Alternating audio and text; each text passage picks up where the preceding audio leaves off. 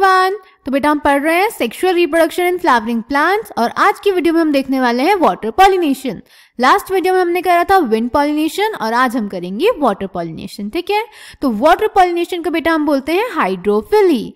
Water pollination, wind pollination में मैंने आपको बताया था कि वो ज्यादा कॉमन होता है, तो जो वाटर पॉलिनेशन होता है ये रेयर होता है। रेयर होने का भी मतलब है कि ये मोनोकॉट्स के 30 जेनेरा तक ही लिमिटेड है बस। ओके, अब जो वाटर है, वाटर जो लोअर प्लांट्स होते हैं लाइक एल्गी, ब्रायोफाइट, टेरिडोफाइट, इनमें आपने पढ़ा होगा क्लास 11th में प्लांट किंगडम में मेल गैमीट का जो ट्रांसफर होता है उसके लिए वाटर एक रेगुलर मोड है और इसी नीड की वजह से माना जाता है कि ब्रायोफाइट्स और टेरिडोफाइट्स का जो डिस्ट्रीब्यूशन है वो लिमिटेड है। क्लियर?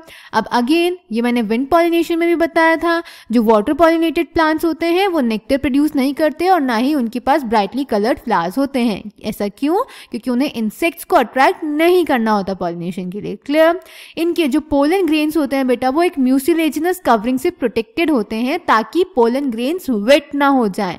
सिमिलरली जो स्टिग्मा होता है वो भी अनवेटेबल होता है, लॉन्ग होता है और स्टिकी होता है।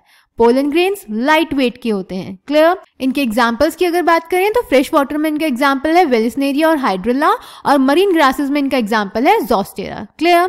अब बेटा जितने भी एक्वेटिक प्लांट्स होते हैं याद रखेंगे वो सब वाटर पॉलिनेशन शो नहीं करते। मोस्टली एक्वेटिक प्लांट्स क्या करते हैं बेटा, जैसे वाटर हायसिंथ और वाटर लिली, ये फ्लावर्स, इनके जो फ्लावर्स होते हैं वो वाटर के सरफेस पे आ जाते हैं और वहां पे इनका या तो एयर से पॉलिनेशन होता है यानी इनका एनिमोफिली होता है या फिर इंसेक्ट पॉलिनेशन होता है यानी एंटोमोफिली होता है। क्लियर? अब बात करते हैं बेटा एनसीईआरटी में क्या लिखा हुआ है। Pollination by water is quite rare in flowering plants and is limited to about 30 genera, mostly monocotyledons. As against this you would recall that water is a regular mode of transport for the male gametes among the lower plant groups such as algae, bryophytes and pteridophytes. It is believed, particularly for some bryophytes and pteridophytes, that their distribution is limited because of the need for water for the transport of male gametes and fertilization. यही अभी हमने पीछे लिखा है ना। Some examples of water pollinated plants are Wellisneria and Hydrilla, which grow in fresh water, and several marine sea grasses such as Zostera. Not all aquatic plants use water for pollination. In the majority of aquatic plants such as water hyacinth and water lily, the flowers emerge above the level of water and are pollinated by insects जिसको हम entomophily बोलते हैं और wind जिसको हम anemophily बोलते हैं, as in most of the land plants. Clear? Okay, then आगे चलते हैं। वेलिस्नेरिया में पॉलिनेशन कैसे होता है। वेलिस्नेरिया एक फ्रेश वाटर प्लांट है, इसमें जो फीमेल फ्लावर होते हैं उनकी लॉन्ग स्टॉक होती है, उसकी हेल्प से वो वाटर के सरफेस पे आ जाते हैं और जो मेल फ्लावर होते हैं वो पोलन ग्रेन को रिलीज करते हैं वाटर सरफेस पे और वाटर करंट उन्हें पैसिवली, याद रखेंगे क्वेश्चन आ सकता है, वाटर करंट पोलन ग्रेन्स को पैसिवली कैरी करता है या एक्टिवली, तो पैसिवली कैरी करता है फीमेल फ्लावर तक। ठीक है, अब यहाँ पे जो पॉलिनेशन हुआ वो वाटर के सरफेस पे हुआ तो इसीलिए इसको बोलते हैं एपीहाइड्रोफिली। क्लियर? देन अगर हम मरीन ग्रासेस में जैसे ज़ोस्टेरा में पॉलिनेशन देखें तो ये क्वेश्चन पूछा जा चुका है बेटा कि वेलिस्नेरिया और ज़ोस्टेरा में पॉलिनेशन एक्सप्लेन करो, दोनों में डिफरेंस बताओ, तो वो आंसर यहीं से आएगा। समझ गए? तो ज़ोस्टेरा या सी ग्रासेस में क्या होता है, जो फीमेल फ्लावर होता है वो पानी में ही डूबा रहता है, सबमर्ज रहता है और जो पोलेंस होते हैं वो वाटर के अंदर रिलीज होते हैं। इनके पोलेंस लॉन्ग होते हैं और रिबन लाइक होते हैं और इनको भी वाटर पैसिवली कैरी करता है फीमेल फ्लावर तक। तो यहाँ पे जो पॉलिनेशन हो रहा है वो वाटर के अंदर हो रहा है, इसको बोलते हैं hypohydrophily.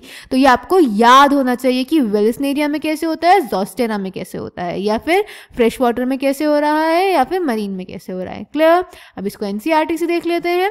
In Vallisneria the female flower reach the surface of water by the long stalk and the male flowers or pollen grains are released onto the surface of water. They are carried passively by water currents. Some of them eventually reach the female flowers and the stigma.